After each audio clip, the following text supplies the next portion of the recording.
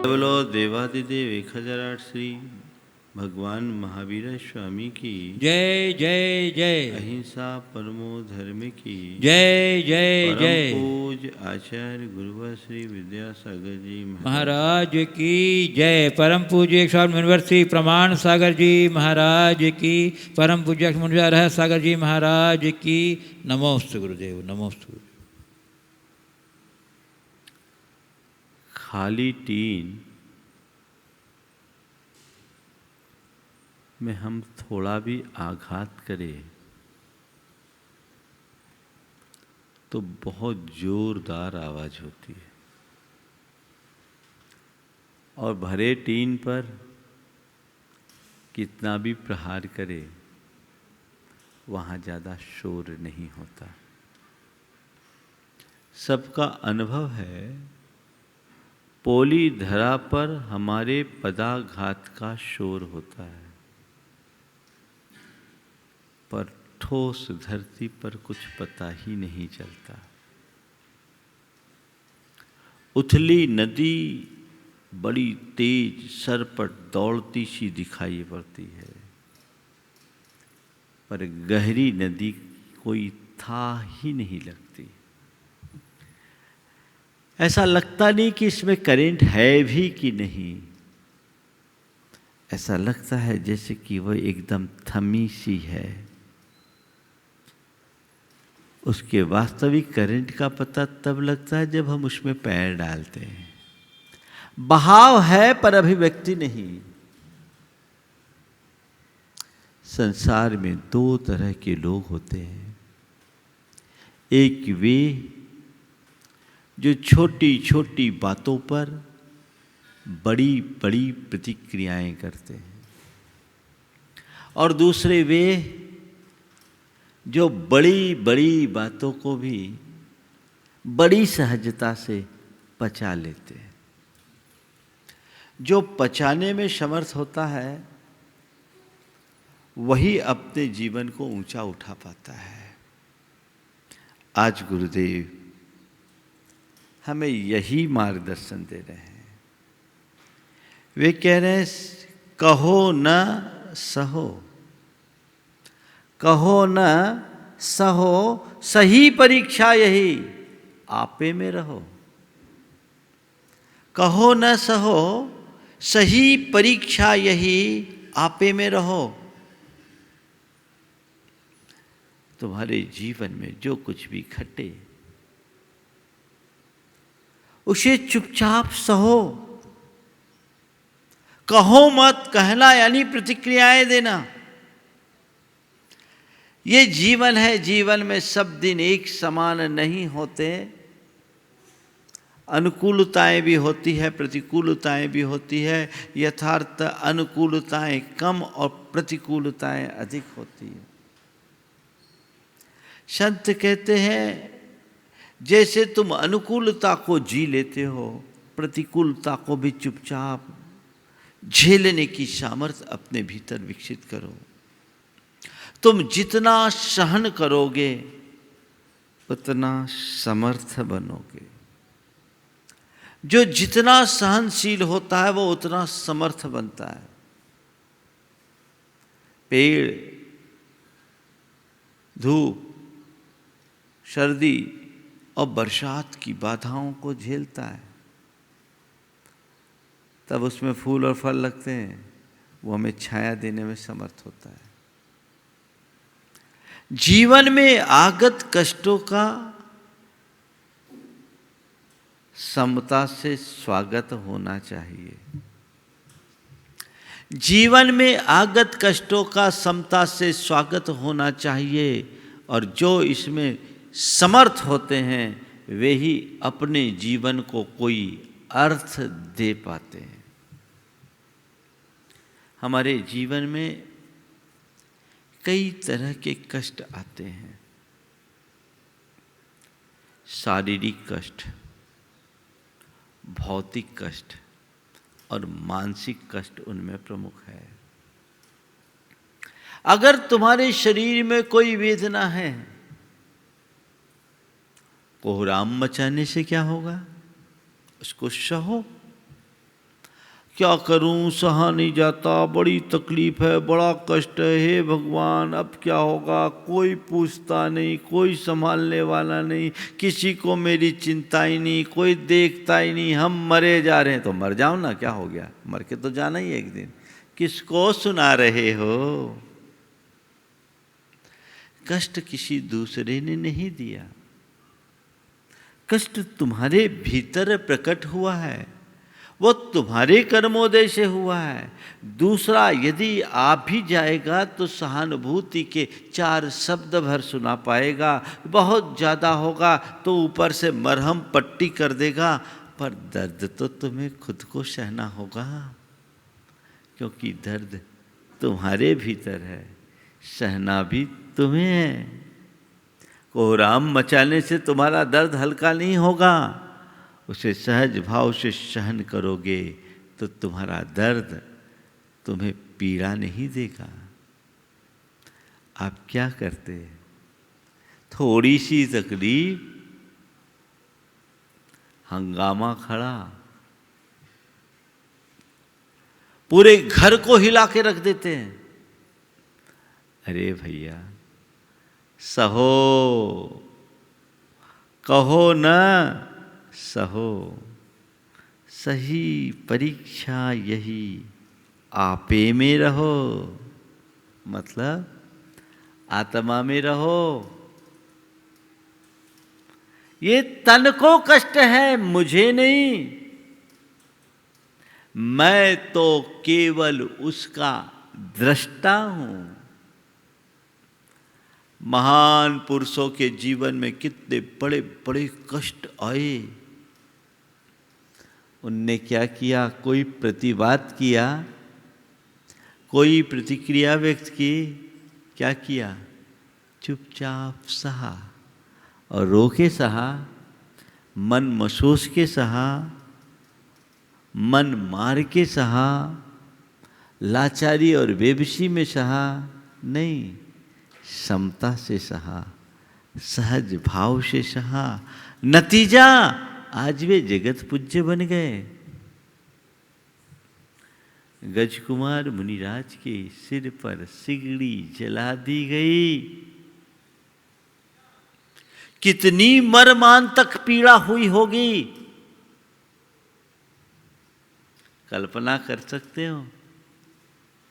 पर उन्होंने क्या किया, सहाया कहा, चुपचाप सहज भाव से सहा। और सहा ये तो हम तुम कहते हैं, सच्चे अर्थों में उन्होंने उसे सहा भी नहीं, केवल सहज भाव से जाना और देखा है, मन में समता रखी। वे परीक्षा में पास हो गए, क्यों, क्योंकि वे आपे में थे, आपे में थे, अपनी आत्मा में थे। ये पीड़ा तन में है, और तन मेरा नहीं, मैं देह नहीं चेतन हूं। ये पीड़ा केवल शरीर में है, शारीरिक पीड़ा है, मेरी पीड़ा नहीं, मेरा स्वरूप इससे भिन्न है। यथार्थतः वे भी उस घटना के उतने ही दृष्टा थे जितने हम और आप।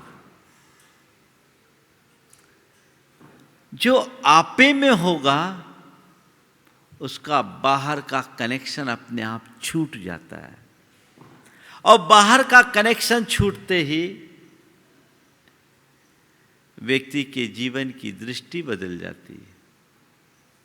वो सबके बीच रहते हुए भी उसका अनुभव नहीं करता, उन्हें कोई फर्क नहीं पड़ा। गुरुदेव कहते हैं शारीरिक कष्ट है, कहो न सहो, सही परीक्षा यही। ये तुम्हारी परीक्षा की घड़ी है कि तुमने आत्मा के स्वरूप को आखिर कितना जाना, कैसा भेद विज्ञान है तुम्हारे भीतर, उसको पहचानो और आपे में रहो। मैं देहातीत शुद्ध चैतन्य आत्मा हूं। वेदना घट रही है, पर ये वेदना शरीर में है, मुझ में नहीं। ये वेदना शरीर में है, मुझ में नहीं। मैं तो केवल जानने और देखने वाला हूं। सुकुमार मुनिराज को शालिनी 3 दिन तक चूट चूट कर खाती रही, पर उन्होंने क्या किया?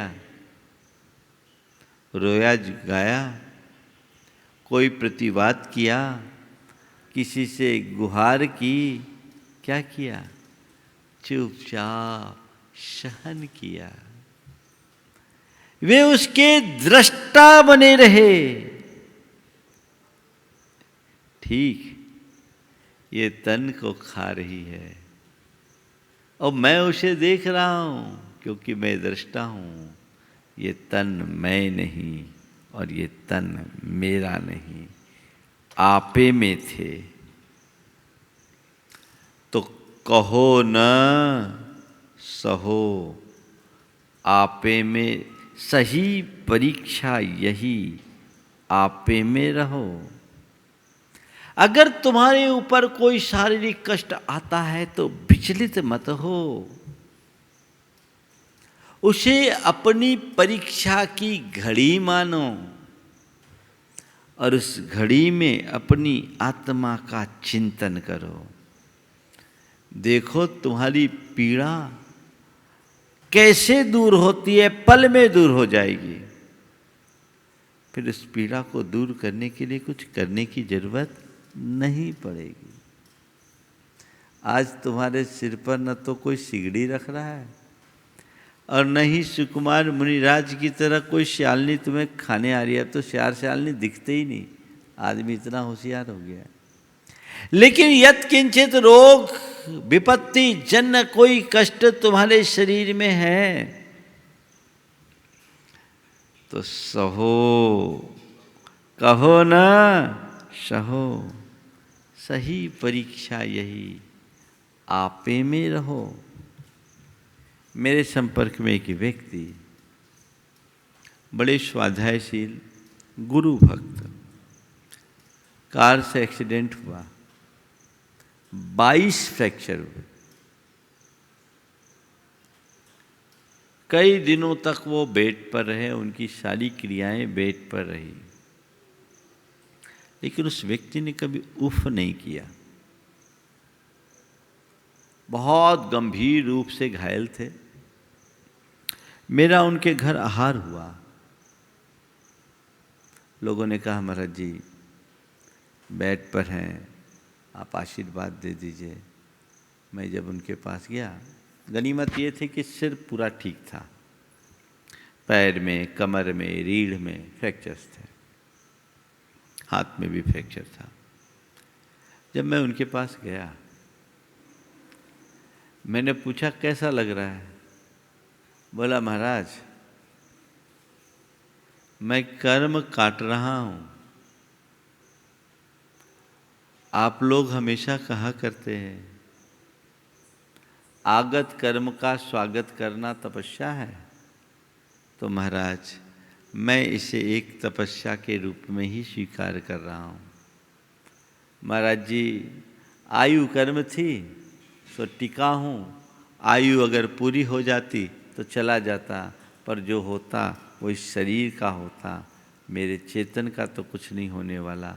महाराज इतनी बड़ी दुर्घटना हुई, पर मैं केवल इस बात को लेकर खुश हूँ कि मेरी चेतना अभी भी जागरूक है।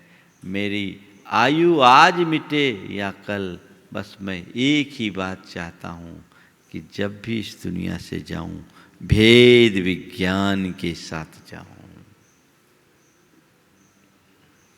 कहो न सहो, आपे सही परीक्षा यही, आपे में रहो, आत्मा में रहो।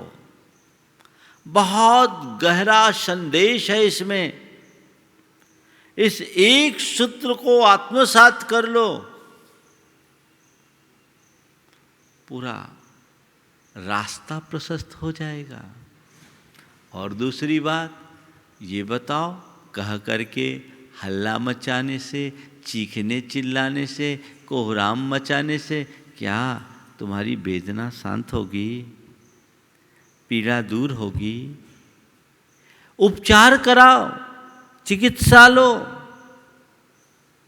वो अपनी जगह है, पर वो सारी चिकित्सा तो तन की है। सबसे पहले अपने मन का उपचार करो, भेद विज्ञान के द्वारा आपे में रहो। कहो न सहो, आप सही परीक्षा यही, आपे में रहो। अब दूसरा कष्ट है भौतिक कष्ट। भौतिक कष्ट कई तरीके के हैं, जैसे आर्थिक नुकसान हो जाए, हाहाकार मच जाता है। एक बार एक व्यक्ति ने कहा, महाराज और सब चीज़ें तो फिर भी बर्दाश्त हो जाती है, पर जब फाइनेंशियल ग्राफ नीचे गिरने लगता है ना, तो रात की नींद उड़ जाती है। अरे भैया, इतनी मोहाशक्ति क्यों? ठीक है, तुम्हारे कर्म के उदय से या तुम्हारी गलतियों से, तुम्हारी गलत नीतियों से या सरकार की नीतियों के अचानक बदल जाने से ये नुकसान हुआ, यही है ना कारण। हुआ है तो ठीक, अब हल्ला मचाने से उसकी पूर्ति तो नहीं होने वाली। ठीक है, हो गया तो हो गया, ये एक संयोग है। जब आया था वो भी संयोग है, संयोग था, और जा रहा है इसे भी संयोग मानो। न आने वाला धन मेरा है, न जाने वाला धन मेरा होगा। ये तो ऊपर की चीजें हैं। आत्मा के लिए तो एक परमाणु भी नहीं। मेरा क्या खोया? न मैंने कुछ पाया, न कुछ खोया, न भीतर कुछ आया न गया। इतनी सी समझ आ जाए, आपे में रहो, बड़ा सूत्र है। कैसी भी विपदा आए, कैसा भी कष्ट हो, आपे में रहो, आत्मा में रहो। ठीक है, अगर तुम्हारी दृष्टि तुम्हारी निजात्मा की ओर होगी तो तुम कष्ट की घड़ियों में भी मस्त बने रहोगे। हर जिनकी आत्मदृष्टि नहीं है वो हर घड़ी पस्त पड़े रहते हैं। तय तुम्हें करना है, मस्त होकर जीना है या पस्त पड़े रहना है। कैसे करना है? मार्ग है, कहो न सहो, सही परीक्षा यही, आपे में रहो। और इसका व्यवहारिक अर्थ लो। आपे में रहो यानी अपनी स्थिति को प्रकटाओ मत। अगर तुम्हें व्यापार में नुकसान हो गया, धनाभाव हो गया और मार्केट में हल्ला हो गया, पूरी रेपुटेशन खत्म, है ना? होगा, फिर और धंधा चौपट हो जाएगा। आपे में रहो, अपने में रहो, बताओ मत, जो है उस स्थिति को झेलो और परेशानियों से बाहर निकालने का रास्ता खोजो। ये परीक्षा है, इसमें पास हो गए तो आगे सफल, और फेल हो गए तो विफल। बहुत गहरा संदेश है। ऐसी स्थितियों में व्यक्ति को बहुत ध्यान देना चाहिए। मैं एक ऐसे व्यक्ति को जानता हूं जिन्हें बहुत बड़ा लॉस हुआ, साधारण लॉस नहीं, करोड़ों का लॉस हुआ। जब उनके बारे में मुझे बताया गया वो आए मेरे पास, सूचना पहले से थी कि इस व्यक्ति को लॉस लगा है। उस व्यक्ति ने जो बात कही वो ध्यान देने लायक। बोले महाराज, मैंने तो आज तक किसी से कहा नहीं कि मुझे कोई लॉस हुआ। लोग मीडिया के माध्यम से इस तरह की बातें करते हैं, लॉस। महाराज आप ही बताओ, जब मेरी आत्मा का कोई प्रॉफिट ही नहीं तो लॉस किसका होगा? आत्मा में न प्रॉफिट है न लॉस है। ये लोग जड़ संयोगों को ही प्रॉफिट और लॉस के रूप में देखते हैं। महाराज हमने तो आप लोगों से यही सीखा है कि भीतर का तत्व शाश्वत है, चिरंतन है। उस आत्मा का एक प्रदेश भी इधर से उधर नहीं हो सकता। है इतना श्रद्धान, तुम्हारी आत्मा का एक प्रदेश भी इधर से इधर नहीं हो सकता। सच्चाई है या नहीं? फिर अरे सब लुट गया, लुट गया, लुट गया, मिट गया, मिट गया, मिट गया। अरे तेरे पास ऐसा कुछ है ही नहीं जिसे कोई लुट सके, और तू ऐसा है ही नहीं जो मिट सके। तो अलुट है, अमिट है, शाश्वत है, चिरंतन है। जो तेरा है वो कभी नष्ट नहीं हो सकता, और जो नष्ट होता है वो तेरा नहीं हो सकता। इतनी सी तो समझ चाहिए। जिसके अंदर ऐसी समझ है वो परीक्षा में पास है, वो आपे में है। और जिसमें नहीं है वो आपे से बाहर है। और आपको पता ही है जो आपे से बाहर होता उसका क्या हाल होता है, हाँ? है ना? जब भी आपे से बाहर होते हैं तो क्या दशा बनती है? दुर्दशा। कहो न सहो, सही परीक्षा यही, आपे में रहो। पारिवारिक कष्ट है, ये भी भौतिक कष्टों में ही है। अब परिवार की कोई समस्या, शारीरिक हो गई, आर्थिक हो गई, पारिवारिक हो गई। अब मैं आपसे पूछता हूँ, परिवार में कोई कष्ट है तो उस कष्ट का बखान करने से क्या कष्ट का निवारण होगा? मान लीजिए किसी का पति अनुकूल नहीं, किसी की पत्नी अनुकूल नहीं, किसी का भाई अनुकूल नहीं, किसी का बेटा अनुकूल नहीं, किसी का पिता अनुकूल नहीं है, तो हल्ला मचाने से क्या वो ठीक हो जाएगा? ऐसे क्या वो रास्ते पे आ जाएगा? अपितु उल्टा ये होगा कि तुम्हारी परिवार की छवि और बिगड़ जाएगी, रेपुटेशन खराब होगी कि नहीं होगी? तो भाई जो है चुपचाप से सहो। कहकर क्या होगा? मेरे कर्म का उदय है, अब तो मुझे चुपचाप सहन करना है। अगर सहन करने में दक्षता हो जाए तो जीवन निहाल हो जाए। बहुत से लोग हैं ऐसे, हमने पुराणों में पढ़ा है, कहानियों में भी पढ़ा है कि लोगों ने अपने बड़े बड़े पारिवारिक कष्टों को भी कितनी प्रसन्नता से झेला है, सहजता से झेला है। उस समय में विचलित नहीं हुए। लेकिन मैं आपको कहानियों की बातें नहीं बताता, मैं उन लोगों की बात आज आपके सामने रखना चाह रहा हूँ जो घर परिवार में तमाम प्रतिकूलताओं के मध्य भी समता और प्रसन्नता से जी रहे हैं,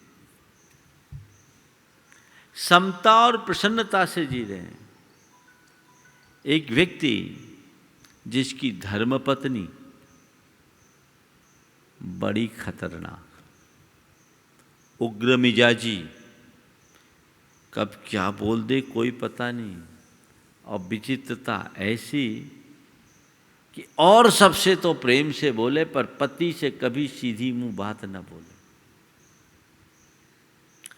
पति से कभी सीधी मुंह बात न बोले। एक रोज की बात है, वो आए हुए थे मेरे पास और मेरे कमरे के बाहर ही पत्नी पति को झाड़ लगा रही थी, बुरी तरह झाड़ रही है। जो शब्द वो बोल रही है वो मेरे कानों में आ रहे हैं, शब्द बोल रही है वो मेरे कानों में आ रहे हैं।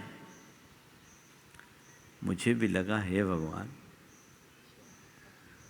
ये पति है, क्या हाल हो गया इसका, ऐसा तो होना नहीं चाहिए। उस समय तो मैं कुछ नहीं बोला, पति चुपचाप सुनता रहा। पत्नी अपना गुबार निकाली और थोड़ी देर बाद चले गई। जब वो चले गई तो वो मेरे कमरे में आया। मैंने देखा चेहरे पर बिल्कुल सहज भाव, चेहरे पर बिल्कुल सहज भाव। अमूमन ऐसी बात अगर किसी साधु से भी बोल दे तो हो सकता है थोड़ी देर के लिए वो विचलित सा दिखे, लेकिन वो व्यक्ति एकदम सहज, उसके चेहरे में एकदम सहज भाव, कोई अंतर सा नहीं दिखा। मैंने ऐसे ही पूछा, भैया क्या है? बोले, महाराज यही मेरी तपस्या है, मैं आभार मानता हूँ उसका। मैं पहले आपकी तरह मोक्ष मार्ग में निकलना चाहता था, मेरे माँ बाप जबरदस्ती शादी करवा दिए। मैं सोचता हूँ कि मेरी तपस्या आप के रास्ते में नहीं बधी थी, पत्नी के ही रास्ते में बधी थी। महाराज ये रोज़ इस तरह की बातें करती हैं और मुझे कोई फर्क नहीं पड़ता, मैं उस घड़ी आपे में रहता हूँ और ये मानता हूँ ये सब कर्म निर्जरा का निमित्त है। दब्बे भुजन्ते नीमा जाए दिशुहम च दुखम च तम सु दुख विदन्नम वेद दिया निज्जरम जादी। महाराज मैं आपे में रहता हूँ, मैं यही समझता हूँ ये इसकी आदत है। और महाराज 30 बरस से ऐसा झेल रहा हूँ, 30 बरस हो गए विवाह किए और हो रहा है, ये रोज का इसका काम है। महाराज वो अपना काम करती, उसका जी हल्का हो जाता है और मेरे कर्म झड़ जाते हैं। मैं तो इसको फायदा ही मानता हूँ, क्या फर्क पड़ता है 4 बातें सुनने से? अगर 4 बातें सुनने से उसका जी हल्का हो और मेरे कर्म कटे तो ये तो मेरे लिए एक उपलब्धि ही है। ये एक दृष्टिकोण है। बोलो, मैं उस व्यक्ति को एक तपस्वी के रूप में ही देखता हूं और वाकई में वो एक बड़ी तपस्या है। कहो न सहो सही परीक्षा यही, आपे में रहो, आपे में रहो। इस तरह से हल्ला मचाने से कोई परिणाम नहीं मिलता। मैं एक ऐसी महिला को जानता हूं जिनके पति बड़े उग्र मिजाजी, सब तरफ के लोग उग्र मिजाजी, बद मिजाजी, वो अक्सर अपनी पत्नी को पीटता। उसके बेटे ने एक दिन कहा, महाराज अब सहा नहीं जाता, मम्मी तो कुछ कहती नहीं, किसी से कहती नहीं, पर हम लोग देख रहे हैं 18 साल का बेटा था और पापा बेवजह मम्मी को मारते हैं। ऐसा कोई दिन नहीं जाता जिस दिन मम्मी की पिटाई नहीं होती हो, लेकिन मम्मी चुपचाप सह लेती। मैंने उसकी माँ से पूछा, तुम्हारा बेटा क्या कह रहा है? महाराज जी इसको कहने दीजिए, ये बच्चा है, जानता नहीं है। अब हमारे पति देव है, उनकी आदत हो गई, 1-2 हाथ दे देते तो मेरा क्या बिगड़ता है। वो अपनी शांति से अपना काम कर लेते हैं, मैं अपना काम कर लेते हैं। आखिर जो कुछ भी है तो मेरे पति। हमने आपसे एक ही बात सीखी है, जो सहन करता है वही समर्थ बनता है। महाराज ये हमारे जीवन का सूत्र है। अब यदि इन बातों को लेकर मैं हल्ला मचाऊं, प्रतिक्रियाएं दूं, तो और गड़बड़ियाँ ही होगी। अभी तो घर का शोर घर में ही थम जाता है, यदि मैं प्रतिक्रियाएं देने लगूं तो ये सड़क पर और समाज में भी आ सकता है। महाराज क्या किया जा सकता है? अगर उसने एक और बड़ी अच्छी बात कही, महाराज हम लोग तो कई बार पागल के प्रलाप और हरकतों को भी झेलते हैं। काश यदि मेरे पति पागल हो जाते तो क्या मुझे बर्दाश्त नहीं करना पड़ता? बर्दाश्त तो करना ही पड़ता। मैं यही सोचती हूँ कि इनके मन में कुछ पल के लिए पागलपन सा छा जाता है, उनका होश हवास खो जाता है, वे आपे से बाहर हैं, मैं आपा क्यों खोऊं, मैं आपे में रहती हूँ, मामला निपट जाता है। कहो न सहो सही परीक्षा यही, आपे में रहो। मैं आपसे पूछता हूँ, तुम्हारे सामने कोई आपा खो बैठे तो तुम्हारी समझ क्या कहती है? तुम भी उसकी तरह आपा खो और उससे उलझो, या आपे में रहकर उसका आपा ठंडा करो? कौन सा? क्या कहती है तुम्हारी समझ? बोलो। अपने में रहो। समझ तो यही कहती है, पर करते क्या हो? सामने वाला आग बना, तुम भी आग बन जाओ, तो मामला तो गड़बड़ ही होगा ना। संत कहते अगर वो आग है तो तुम पानी बनो।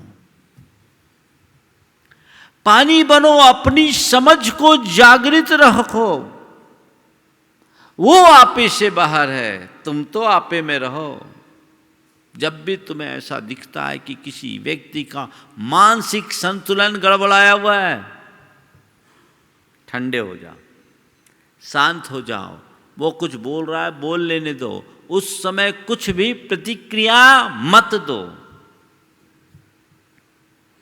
कहो न सहो सही परीक्षा यही, आपे में रहो। अगर तुम्हारे अंदर ऐसी दृष्टि होगी तो फिर तुम कहीं डगमगाओगे नहीं, कहीं किसी प्रकार की गड़बड़ी नहीं हो पाएगी, सब कुछ सहज होने लगेगा। जीवन में एक अलग प्रकार की आनंदानुभूति घटने लगेगी। ज़्यादा कुछ नहीं करना है। एक बात सदैव ध्यान रखना, न तो हम लोगों को बदल सकते हैं न चीज़ों को बदल सकते हैं। बस बदल सकते हैं तो अपनी दृष्टि को बदल सकते हैं, अपना रवैया बदल सकते हैं, अपना नज़रिया बदल सकते हैं। यदि ये बदलने में हम समर्थ हो गए तो हमारा दुख सुख में बदल जाएगा, अशांति शांति में परिवर्तित हो जाएगी। तो ये दृष्टि होनी चाहिए। कोई भी हो, हमें सहना है, कहना नहीं। मानसिक परेशानी चौथे नंबर पर।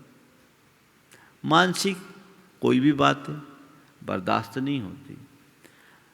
व्यक्ति शारीरिक और भौतिक चीज़ों को तो फिर भी झेल लेता है, लेकिन मानसिक परेशानी को सह पाना बड़ा कठिन होता है। और ये मानसिक परेशानी कब घटती है? जब किसी की कोई बात लग जाती है तब घटती है। एक बार गुरुदेव ने हम मुनियों को संबोधते हुए कहा कि केस लोच की पीड़ा को मुस्कुराते हुए सह लेते हो। हम मुनियों को संबोधते हुए कहा कि केस लोच की पीड़ा को मुस्कुराते हुए सह लेते हो। साधर्मी के दो वचन नहीं सुहाते? अरे उसने मुझे ऐसा कह दिया।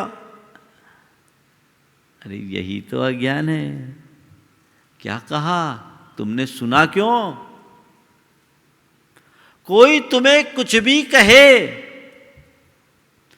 जब तक तुम उसको पकड़ोगे नहीं तब तक तुम पर उसका असर नहीं होगा।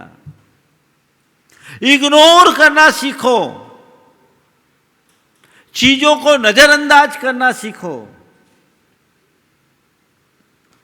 तो जीवन में आनंद है। 4 शब्द हैं: सुनना, कहना, सहना, बहना। सुनना, कहना, सहना, बहना। किसी ने कुछ आपको सुनाया, अब सुनने के बाद आप क्या किए? यदि सह लिए तो मामला वहीं खत्म, और कहना शुरू कर दिए, सुन के सुनाना शुरू कर दिए तो मामला और बिखराल। बोलो, होता है ना। एक बार एक बहन जी ने सवाल किया शंका समाधान में कि महाराज वो ऑफिस से आते हैं और रोज 2-4 सुनाते हैं। पहले तो मैं चुपचाप रहती थी, अब मुझसे भी बर्दाश्त नहीं होता, मैं भी उन्हें सुना देती हूँ। कहाँ तक बर्दाश्त करूँ आखिर? महाराज मेरा ये करना ठीक है कि नहीं? मैंने उल्टा पूछा, ये बताओ जब तुम्हारे पति आके तुम्हें 2-4 सुनाते थे और तुम चुपचाप सुन लेती थी, तब का परिणाम क्या होता था? और अब जब तुम जवाब देने लगी तब का परिणाम क्या है? बोले महाराज पहले वो सुनाते थे, मैं सुन लेती थी और खाना पीना के बाद प्रेम से हम लोग बातें बतियाने लगते थे, मामला वहीं ख़त्म हो जाता था। और अब वो सुनाते हैं और मैं सुनाता हूँ, मैं उसके उल्टे मैं सुनाती हूँ, रात भर दोनों के बीच शीत युद्ध जारी रहता है। एक का मुँह इस तरफ, एक का मुँह इस तरफ, एक छत के नीचे भी दोनों एक दूसरे से कोसों दूर। तो मैंने कहा अब तुम खुद ही सोचो, इस तरह का प्रतिवाद करने का परिणाम क्या है? अरे भाई आखिर पति तो तुम्हारा है। मैंने मजाक में पूछा, पति को छोड़ने का इरादा तो नहीं? नहीं महाराज ऐसी बात कैसे करते आप, कहाँ छोड़ सकते? हम बोले पति को छोड़ नहीं सकते। बोले पति को बदल सकती? बोले महाराज वो सुनते कहाँ हैं। तो हमने कहा सुनाती क्यों? अगर सुनते नहीं है तो सुनाने की चेष्टा क्यों करती है? सहज भाव से स्वीकार करो, इसमें ही तो मजा है। इतना सा दृष्टिकोण बदल जाए, जीवन का मजा ही बदल जाए। लेकिन लोग हैं जो अपनी दुर्बलतावश ऐसी स्थिति में अपने आप को संभाल नहीं पाते, प्रतिक्रियाएं करते हैं। किसी ने कुछ कहा नहीं, आपने प्रतिक्रियाएं दी। सुनना तो कहना मत, चुपचाप सहना। सुनो, कहो मत, सहो। आप लोग कई बार घर परिवार में ऐसा करते भी हैं। किसी ने कुछ कह दिया, अपने पेट में रखते, भैया किसी को बताना नहीं तो अभी बवाल हो जाएगा। अगर पिता को पता लग जाए या भाई को पता लग जाए या बेटा को पता लग जाए तो छोड़ेगा नहीं। आप दबा देते हैं ना उसको। हाँ, कौन सी चर्चाओं को दबाते हैं? जिस चर्चा के विषय में आपको ऐसी आशंका होती है कि इसकी प्रतिक्रिया उल्टी होगी, आप उस बात को दबाने की कोशिश करते हैं। तो मैं तो आपसे केवल इतना ही कहना चाहता हूँ, तुम्हारे द्वारा जितनी भी क्रियाएं होती है ना प्रतिक्रिया स्वरूप, सब उल्टी ही होती है। इसलिए हर बात को सह लो, दबा लो। सुनो, कहो मत, सहो, नहीं तो बहोगे। सुनो, कहो मत, सहो, नहीं तो बहोगे, फिर कहीं के नहीं रहोगे, मामला ही बिगड़ जाएगा। बात समझ में आ रही है ना? तो सुनना है, सुनकर रह लो। कहो मत, सहो। कहो न सहो, सही परीक्षा यही, आपे में रहो। जिस बात का परिणाम विपरीत हो, जानबूझकर वैसा काम कभी मत करो। जानो, आपे में रहो को और थोड़ा व्यापक दृष्टि से देखो। अपने स्वरूप को जानो। आत्मा का स्वरूप तो है ही, अपने इस बाहरी स्वरूप को भी जानो। आज मान लीजिए मुझसे किसी ने कुछ कहा और मैं उसे पचा न पाऊं और आपकी तरह मैं भी ताव में आकर उल्टा पुल्टा बकना शुरू कर दूं, तो क्या होगा? आप क्या कहोगे? अरे मुनि महाराज को ऐसा शोभा नहीं देता। मुनि महाराज इतने गुस्से में, हमने तो कभी किसी मुनि को ऐसा नहीं देखा, यही कहोगे ना। तो उस समय अगर किसी ने मुझे कुछ कहा तो मैं मुनि हूँ, मुझे अपने मुनित्व की मर्यादा में रहना है, सुना है, सुनना है, कहना नहीं, सहना है। सुना, सुन लिया, अब कहना नहीं, सहना है, आपे में रहना है। मैं मुनि हूं, मुझे मेरी मर्यादा में रहना है। ये समझ मुझे बहुत प्रकार की नकारात्मक प्रतिक्रियाओं से सहज रूप में बचा लेती है।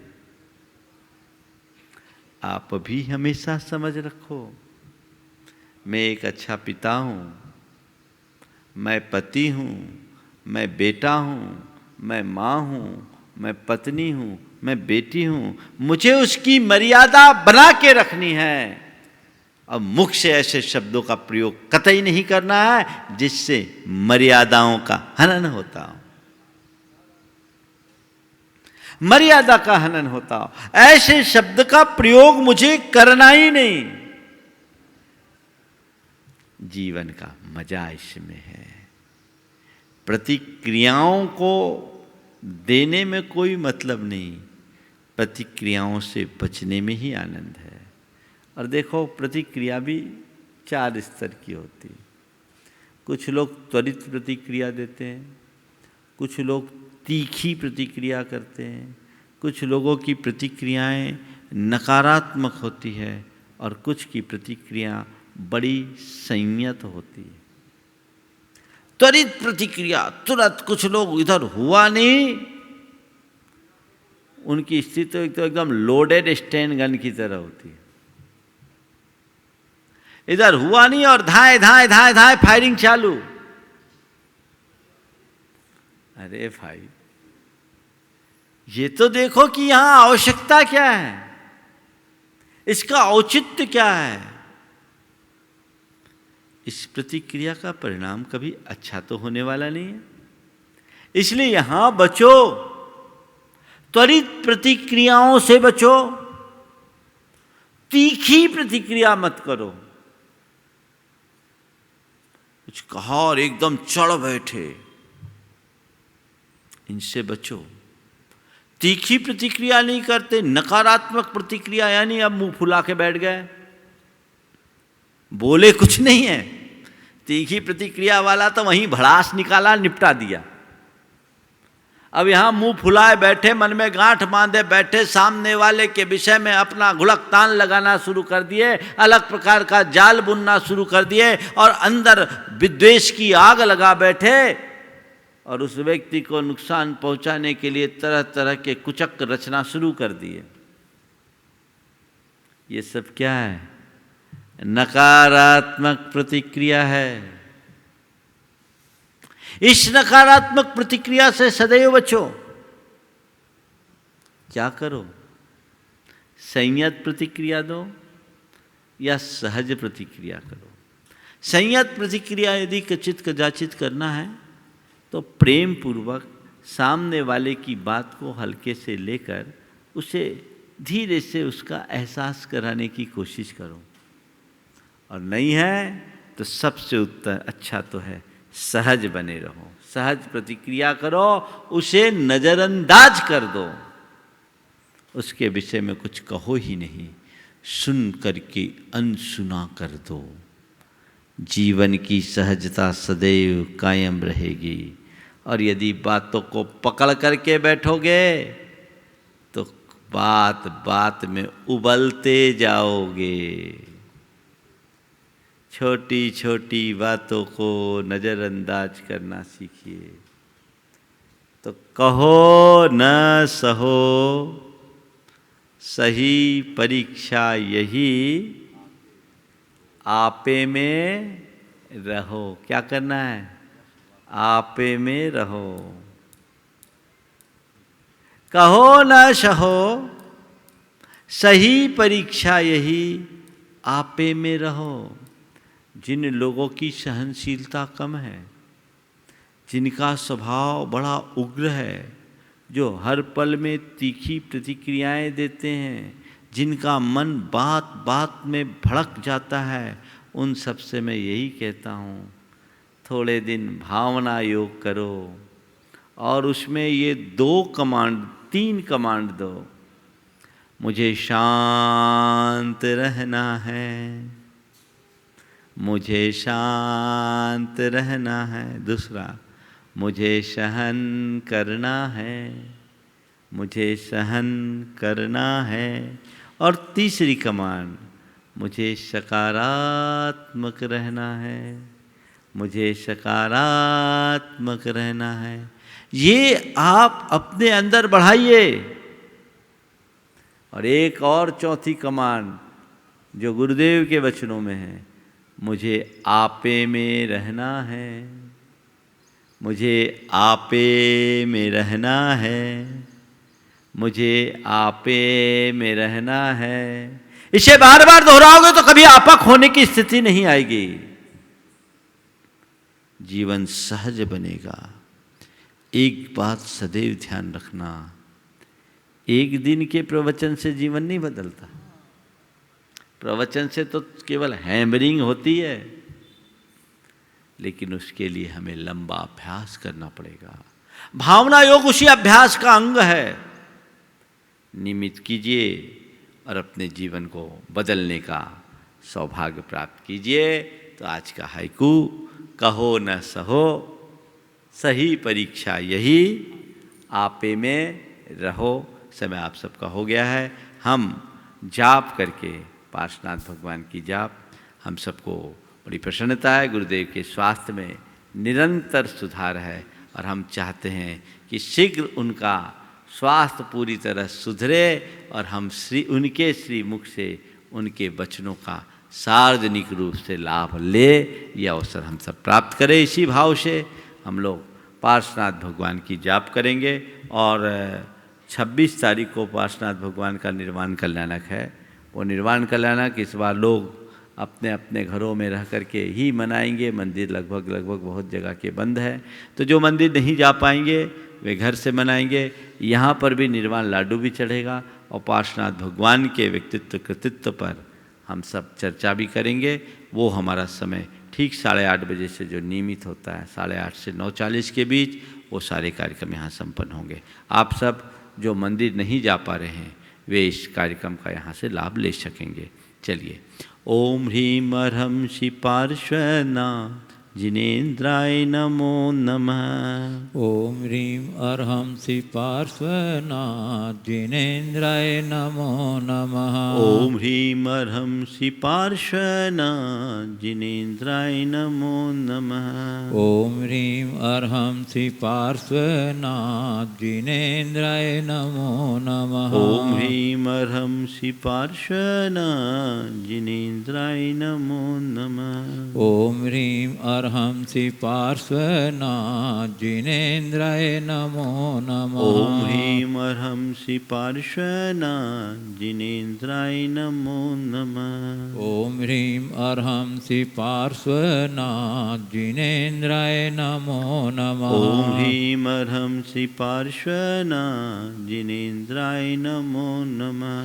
ओम ह्रीं अर्हं श्री पार्श्वनाथ जिनेन्द्राय नमो नमः। ओम ह्रीम अर्हं श्री पार्श्वनाथ जिनेन्द्राय नमो नमः। ओम ह्रीं अर्हं श्री पार्श्वनाथ जिनेन्द्राय नमो नमः। ओम ह्रीम अर्हं श्री पार्श्वनाथ जिनेन्द्राय नमो नमः। ओम ह्रीं अर्हं श्री पार्श्वनाथ जिनेन्द्राय नमो नमः। ओम ह्रीम अर्हं श्री पार्श्वनाथ जिनेन्द्राय नमो नमः। ओम ह्रीं अर्हं श्री पार्श्वनाथ जिनेन्द्राय नमो नमः। ओम ह्रीम अर्हं श्री पार्श्वनाथ जिनेन्द्राय नमो नमः। ओम ह्रीं अर्हं श्री पार्श्वनाथ जिनेन्द्राय नमो नमः। जय बोलो चिंतामणि श्री पार्श्वनाथ भगवान की जय। परम पूज्य आचार्य गुरुवर श्री विद्यासागर जी महाराज राज की जय।